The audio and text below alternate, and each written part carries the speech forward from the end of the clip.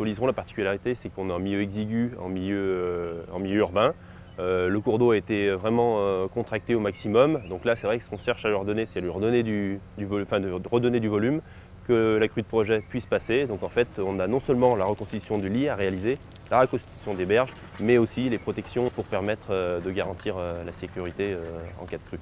Nous sommes fin mai 2014. Les premiers murs de protection contre les inondations commencent à être créés. Près du pont d'Oulin, les terrassements sont finis. La cunette béton a été enlevée, les berges remodelées. Le futur lit de la rivière est encore à sec, mais déjà il se dessine.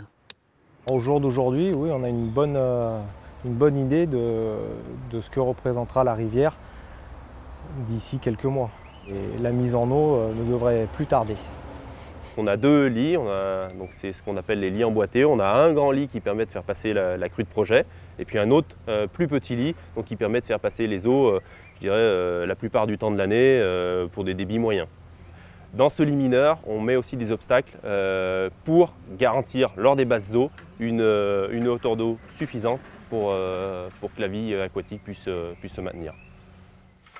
L'observation des secteurs plus naturels de l'Iseron, en amont, a servi de modèle pour le choix des graviers et galets du fond du nouveau lit. La rivière se chargera, une fois revenue, de remodeler le travail des hommes à sa manière.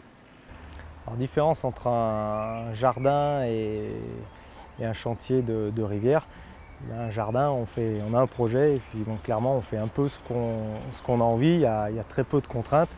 Contrairement à une rivière qui est un élément naturel et absolument pas figé, en phase de chantier, il faut sans arrêt jongler avec cet élément.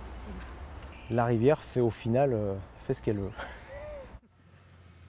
Le 4 juin 2014, sur le secteur le plus en aval, l'eau de l'Iseron, détournée dans des bus pour les besoins du chantier, a repris son cours.